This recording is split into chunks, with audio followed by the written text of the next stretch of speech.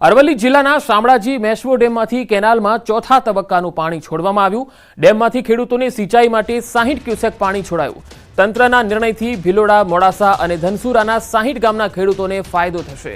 ઘઉં, ચણા, વરિયાળી સહિતના ખેડૂતોની 7000 હેક્ટર જમીનના પાકને ફાયદો થવાનો છે। તો ભિલોડા, મોડાસા, ધનસુરાના ખેડૂતોને પાણી છોડવાથી ફાયદો થશે। ઓવરઓલ 60 ગામના ખેડૂતોને ફાયદો થશે। ઘઉં, ચણા અને વરિયાળી જેવા પાકોને લાભ થશે। અરવલ્લીમાં શામળાજી મેશ્વો ડેમમાંથી જે પાણી છોડવામાં આવ્યું છે તેનાથી ખેડૂતો ખુશખુશાલ છે। વધુ માહિતી મેળવીએ અરવલ્લીથી સંવાદદાતા હાર્દિક પટેલ જોડાયા છે। હાર્દિક, આ 3 તાલુકાના જે ગામોને ફાયદો થવાનો છે, આ કેટલા સમય સુધી ચાલશે પાણી આપવાનું કાર્ય? પંકજ, ચોક્કસથી જે પ્રકારે યાત્રાધામ શામળાજી પાસે જે મેશ્વો જળાશય આવેલો છે ત્યાંથી ચોથા તબક્કાનું પાણી છોડવામાં આવ્યું છે। ખાસ કરીને ખેડૂતો માટે ખૂબ સારા સમાચાર છે, કારણ કે 60 ક્યુસેક પાણી લગભગ 3 તાલુકાના જે ભિલોડા, મોડાસા અને ધનસુરા તાલુકાના જે ખેડૂતો છે તેમને જે હાલ વાવેતર કર્યું છે 7000 હેક્ટર જમીનમાં, તેમાં ઘઉં, ચણા, વરિયાળી, દિવેલા, જીરુના પાકમાં ફાયદો થવાનો છે। હાલ પાણીની તાતી જરૂરિયાત છે, ત્યારે આગામી જે 10 દિવસ સુધી આ પાણી આપવામાં આવી શકે છે।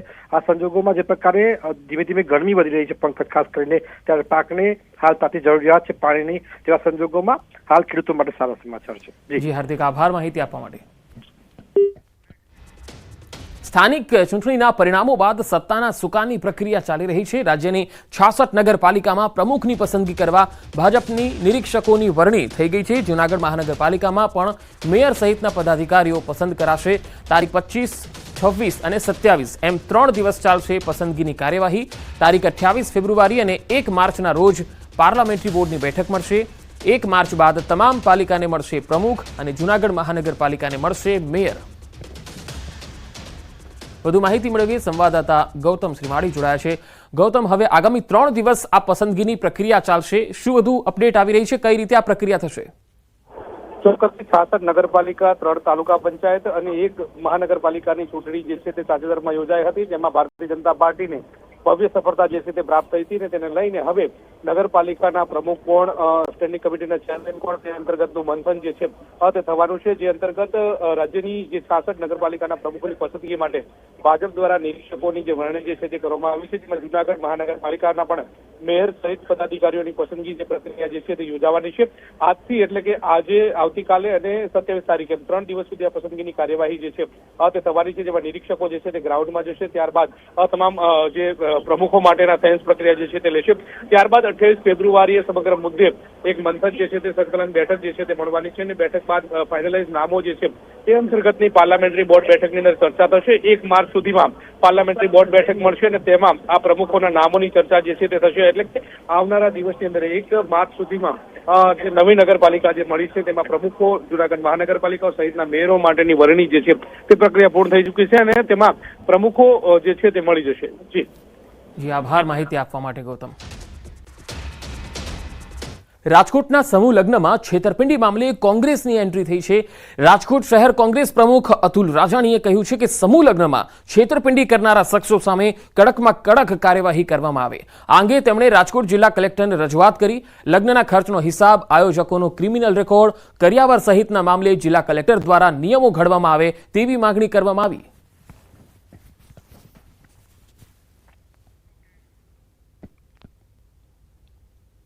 એ પણ આ જે સમૂહ લગ્ન કરે છે અને એને હિસાબ રજૂ કરવાનો, અને કલેક્ટરની જે વેબસાઇટ છે એમાં એના ઓનલાઈન એના હિસાબ રજૂ કરવાના એવી કોંગ્રેસ પક્ષની માગણી છે। અને જે 2 દિવસ પહેલા જે સમૂહ લગ્નના જે મુખ્ય સૂત્રધાર હજી પકડાના નથી, એની સામે પગલાં લ્યો, કડકમાં કડક જાહેરમાં એને રોડ ઉપર લઈ આવી, જેના પૈસા ઉઘરાવેલા છે એને પરત આપવા એવી કોંગ્રેસ પક્ષની માંગણી કરવામાં આવી છે। વડોદરામાં પ્રખ્યાત એજ્યુકેશનલ ઇન્સ્ટિટ્યૂટના પાટિયા પડી ગયા। તબીબી અને એન્જિનિયરિંગનો અભ્યાસ કરાવતી FIIT JEE ઇન્સ્ટિટ્યૂટનું ઉઠામણું થયું છે। જૂના પાદરા રોડ પરનું એક સેન્ટર રાતોરાત બંધ થઈ ગયું। કર્મચારીઓના પગાર, વેન્ડરોના કરોડોના નાણાં અટવાઈ ગયા છે। વાલીઓ પાસેથી ધોરણ 11 અને 12 એમ એક સાથે 2 વર્ષના એડમિશનના નાણાં ફી પેટે વસૂલાયા હતા।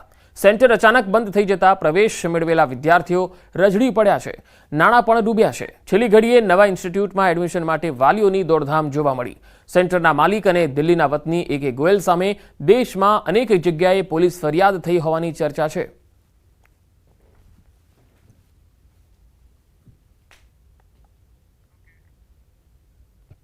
વિદ્યાર્થીઓને તબીબી અને એન્જિનિયરિંગનો અભ્યાસ કરાવતી ફિટજી ઇન્સ્ટિટ્યૂટ છે તેનું ઉઠામણું થઈ ગયું છે, જેના કારણે સેંકડો વિદ્યાર્થીઓ અને વાલીઓ જે છે તે મુશ્કેલીમાં મુકાયા છે.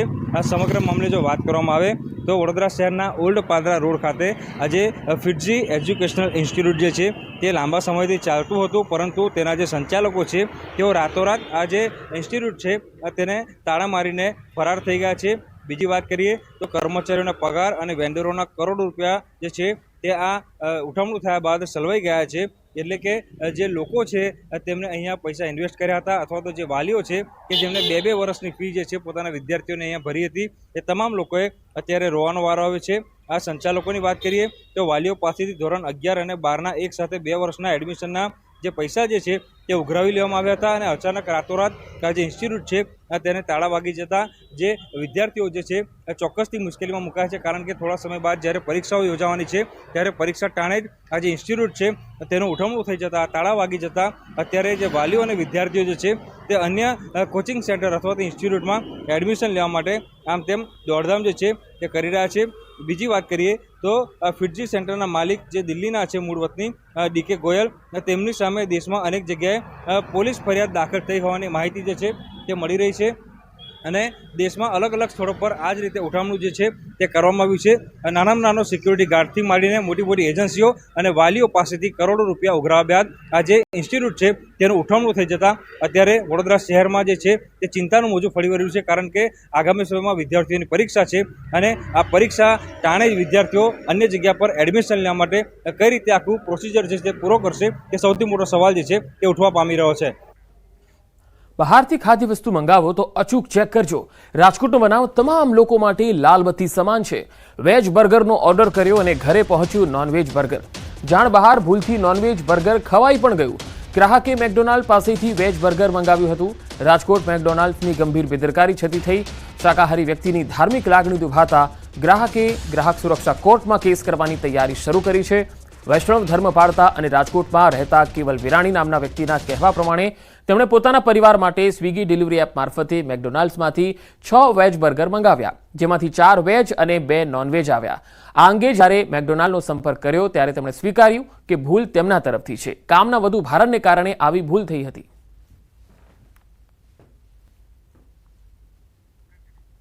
આ તરફ મેકડોનાલ્ડના લાઇઝનિંગ ઓફિસરનું નિવેદન આવ્યું સામે. અમારા લેવલે અમે તપાસ કરી રહ્યા છે. તેમણે કહ્યું છે કે સ્ટાફથી ભૂલ થઈ ગઈ હોય. અમારો કોઈ ઈરાદો કોઈના ધર્મ ભ્રષ્ટ કરવાનો ક્યારેય ન હોય.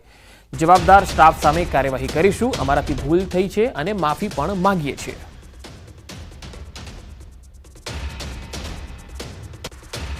મારફતે મેકડોનલ્ડ્સમાંથી 6 બર્ગર મંગાવ્યા વેજ, તેમાંથી સ્વિગી મારફતે ડિલિવરી થઈ 9:15ની આજુબાજુ. પછી જમતા હતા ત્યારે વેજ બર્ગર 4 વેજ બર્ગર હતા ને 2 નોનવેજ બર્ગર નીકળ્યા. ફેમિલી સાથે જમવા બેઠા હતા, એમાંથી 2 ચિકન ખવાઈ ગયેલું. ત્યારબાદ ખબર પડી કે આમાં રેડ કલરનો કાગળ આપેલો હતો, એટલે જોયું, ચેક કર્યું, એટલે ખબર પડી કે આ ચિકન છે. નાખ્યો તો વેજનો ઓર્ડર, 2 ચિકન આવ્યા, 4 વેજ આવ્યા, એટલે એક ખવાઈ ગયું. પછી ખબર પડી કે આમાં એક ચિકન આવી ગયેલું છે. તેથી કરીને પછી એક ચિકનનું બર્ગર લઈને અમે મેકડોનલ્ડ્સની કંપનીએ ગયા. એકમાત્ર વેજીટેરિયન હોય અને એને ચિકન ખાઈ લીધું છે અને એની આસ્થા સાથે અને એ બાબતે એને જે લાગણી દુભાણી છે તે બાબતે મારી સલાહ લીધેલી છે, અને તે માટે ભવિષ્યમાં કાનૂની સલાહ મળીએ મારા ક્લાયન્ટ મેકડોનાલ્ડ સામે અને લાગતા વળગતા દરેક વ્યક્તિઓ સામે કન્ઝ્યુમર રાહે કાયદેસરની કાર્યવાહી કરવા માટે જવાના છે. એ બાબતે અમે જાંચ કરી રહ્યા છીએ અને ઇન્વેસ્ટિગેશન કરી રહ્યા છીએ. આની અંદર મેકડોનાલ્ડની અંદર જે તે વખતે કે રોજ બરોજની અંદર એટલું બધું ઓર્ડર આવતો હોય છે. આમ પબ્લિક પણ આવતી હોય છે, ગ્રાહકો આવતા હોય, કસ્ટમર પ્લસ ઓનલાઈન સ્વિગી ઝોમેટોના ઓર્ડરથી પણ આવતો હોય છે. તેને કારણે અમે શું છે કે કાંઈ બાય મિસ્ટેક થઈ ગયું હોય, અમારે જે સ્ટાફ છે એનેથી ભૂલ થઈ ગઈ હોય, કોઈ પણ બીનો કોઈ એવો ઈરાદો નથી હોતો ધર્મ ભ્રષ્ટ કરવાનો કે કોઈને દિલને હાર્ટ ઠેસ પહોંચાડવાનો. રાજ્યના વધુ સમાચારો પર નજર કરીશું. હાલ રોકાઈશું એક વિરામ માટે.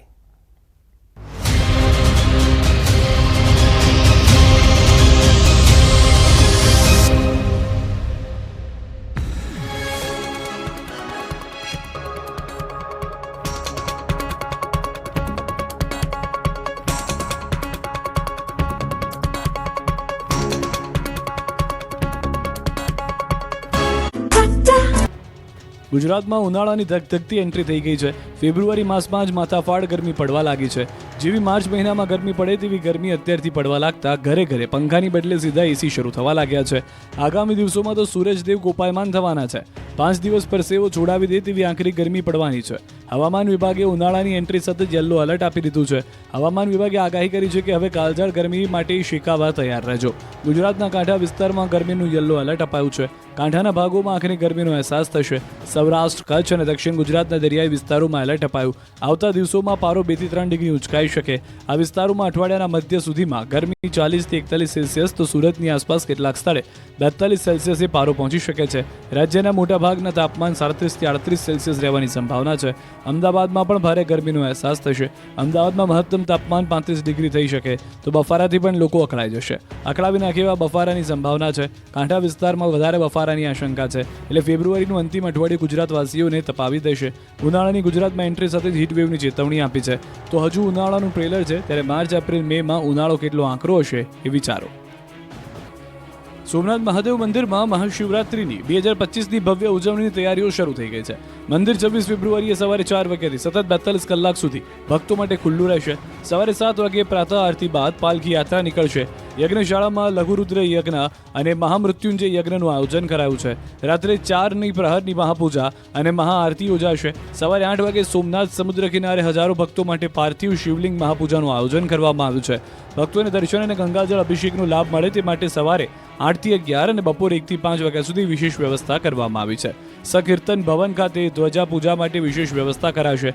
સોમેશ્વર મહાપૂજાના સ્લોટ્સ બમણા કરવામાં આવ્યા. 26 ફેબ્રુઆરી સુધી સમુદ્ર દર્શન વોકવે પર સોમનાથ મહોત્સવમાં સાંસ્કૃતિક કાર્યક્રમો યોજાશે. ભક્તો માત્ર 25 રૂપિયામાં બિલ્વ પૂજા કરી શકશે. પોસ્ટ દ્વારા ભસ્મ, રુદ્રાક્ષ અને નમન પ્રસાદ મોકલવામાં આવશે. દિવ્યાંગ અને વૃદ્ધ ભક્તો માટે સ્વાગત કક્ષ ખાતે ગોલ્ફ કાર્ટ અને વ્હીલચેરની નિઃશુલ્ક સુવિધા ઉપલબ્ધ રહેશે. તો મંદિરમાં યાત્રીઓની વધતી સંખ્યાને અનુલક્ષીને લોકોની સુવિધા સચવાઈ રહે તેના માટે 3 દિવસ લાઇટ એન્ડ સાઉન્ડ શો બંધ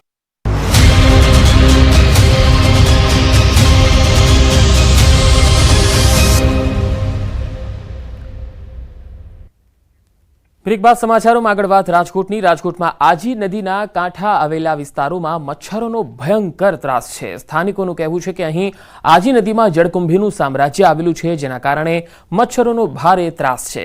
ખાસ કરીને બેડી ગામમાં સાંજે 5 વાગતાની સાથે જ મચ્છરોનો ઉપદ્રવ ખૂબ જોવા મળે છે અને લોકોનું બહાર નીકળવું મુશ્કેલ થઈ જાય છે. લોકોએ અનેક રજૂઆતો પણ કરી, કોઈ સાંભળવાવાળું અહીંયા છે જ નહીં. મનપા દ્વારા 2 મશીન મૂકી જળકુંભી હટાવવાની કામગીરી ચાલી રહી છે, પણ લોકોનો આરોપ છે કે કામ એટલું ગોકળ ગતિએ થઈ રહ્યું છે કે અહીંયા મચ્છરો ક્યારેય દૂર થઈ જ નથી રહ્યા.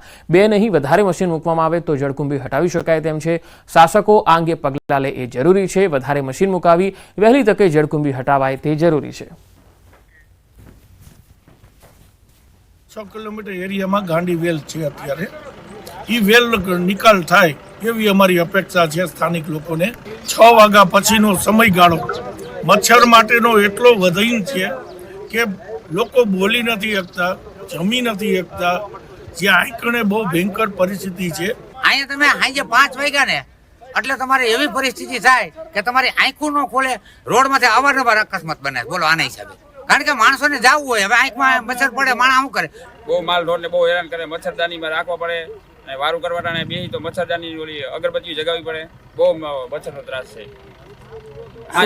એટલે મધની કોઈના ઉપર ઉડે. તમારી માંગ શું છે વિરમભાઈ? શું માંગ તો ખાલી કરે, શોપ કરે એવી રીતે મચ્છર નો થાય. કોઈ માણસ બીમાર પડી જાય મચ્છર 2-3 કરડે તો.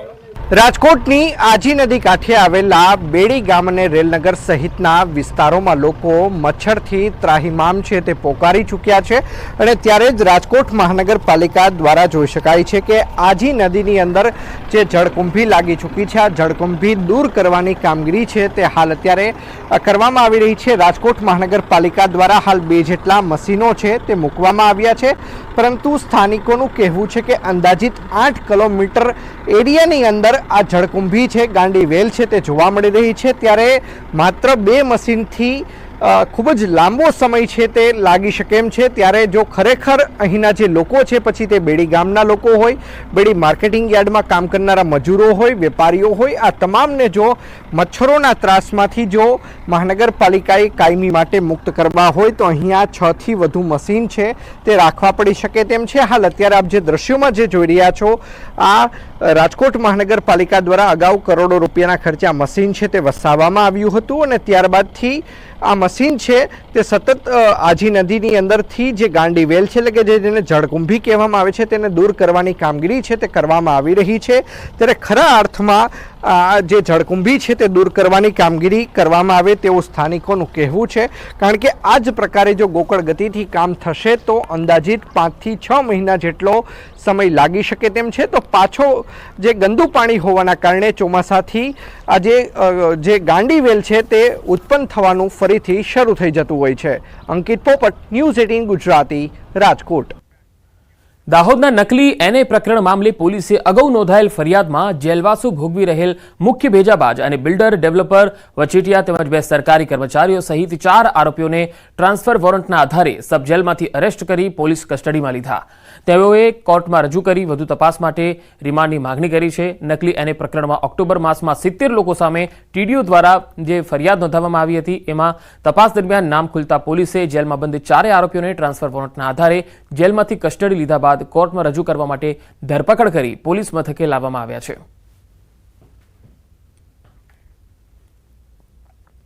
આ તમામ આરોપીઓ છે એ અલગ અલગ ગુનાઓમાં અગાઉ અટક થઈ ચૂકેલા હતા અને હાલમાં જ્યુડિશિયલ કસ્ટડીમાં હતા. પરંતુ તપાસ દરમિયાન જે અન્ય ગુનો દાખલ થયો છે એમાં પણ નામ ખુલી આવતા તેમને એ ગુનાના કારણે પણ અટક કરવા માટે હાલમાં કસ્ટડી સંભાળેલી છે. હાલમાં જે કસ્ટડી છે એ ટીડીઓની જે ફરિયાદ હતી એમાં તેમને અટક કરવાની પ્રક્રિયા ચાલુમાં છે. મોરબીમાં અસામાજિક તત્વો બેફામ બન્યા છે. રિક્ષા ભાડે કરવાની બાબતે મારામારી કરી લીલાપર ચોકડી પાસે બબાલ થઈ ગઈ. 4 થી વધુ લોકોને ઈજા પહોંચી. પેસેન્જર તરીકે આવેલ અજાણ્યા શખ્સે અન્ય લોકોને બોલાવી અને માર માર્યો. રિક્ષા ચાલક તેમજ રિક્ષા ચાલકને બચાવવા આવેલ અન્ય લોકોને પણ ધોકા વડે માર માર્યો. તમામ ઈજાગ્રસ્તોને સારવાર અર્થે મોરબી સરકારી હોસ્પિટલ ખાતે ખસેડવામાં આવ્યા. મોરબી તાલુકા પોલીસે બનાવ અંગે તપાસ હાથ ધરી છે. પાકિસ્તાનથી જેલમુક્ત થયેલ માછીમારો માદરે વતન પહોંચી ગયા છે. પાકિસ્તાનથી 22 માછીમારો જેલમુક્ત થયા હતા. આ માછીમારો પરત ફરતા જ કેટલીક હકીકતો જાણવા મળી. જેલમાંથી મુક્ત થયેલા માછીમારોએ જણાવ્યું કે તેમને જમવામાં માત્ર 5 રોટલી જ આપવામાં આવતી હતી, જેમાં સવારે 1 રોટલી, બપોરે રાત્રે 2 રોટલી ભોજનમાં આપવામાં આવતી. પૂરતું ભોજન ન મળતા માછીમારો ભૂખ્યા રહેતા અને બીમાર પડી જતા. બધી આપણી રીતે સોફુરાઈ કે એવી છે, બધી ન કરીએ તો માર ખાવાનું છે. બધી જેલની જેલ રીતે હોય. ખુદ હાથે બનાવીને ખાતા, ખાવા પીવામાં હવા દઈ રોટી ખાલી લેતા ને સાલને હાથે બનાવતા. તો ડોક્ટર અમારા માટે મળી પડતો, બીજું તો કોઈ ગવર્મેન્ટ ને એવું તો કોઈ ધ્યાન દેતી નહીં. કોઈ અહીંયા કોણ ધ્યાન રાખે? એ લોકો એમ કે છે કે અહીંયાથી માણસો છોડે તો અમે અહીંથી છોડીએ. સવારના 1 રોટલી, બપોરના 2 અને સાંજે 2 રોટલી. દવાખાનું હોય અહીંયા અંદર, અહીંયા બોટલ ને એવું ચડાવી દે અને દવા આપી દે. અમને હવે આનંદ થયો જાણે આવ્યા એટલે છૂટીને બધી નાઈટના દીકરા બધી સાઈઠે આવે છૂટીને. હિનાની આવ્યા જલ્દી કરજો કાર્ય આવે છૂટવાનું. અમે 2022માં બીજા મહિનાની 5 તારીખે પકડાઈ ગયા હતા. તો 3 વર્ષની ઉપર થયા છે અમારા. તો અમારે પાછળ બીજા માણસો છે, તો અમારી આગે પકડાઈ ગયેલા છે એના 4 વર્ષ 3 વર્ષની ઉપર વાળા માણસો છે, તો એને જલ્દ છોડાવે. આ 22 માછીમારો પૈકી 14 માછીમારો છે એ ગીર સોમનાથ જિલ્લાના છે, 3 છે એ દેવભૂમિ દ્વારકા જિલ્લાના છે, 1 છે એ રાજકોટ જિલ્લાના છે, 3 છે એ દીવના છે અને 1 યુપીના ભાઈ છે. આમ બધા મળીને કુલ 22 માછીમારો છે એમને આપણે મુક્ત કરવામાં આવેલા છે અને આજે એમના સ્વજનોને આપણે સોંપવાના છે. તો મીડિયા રિપોર્ટમાં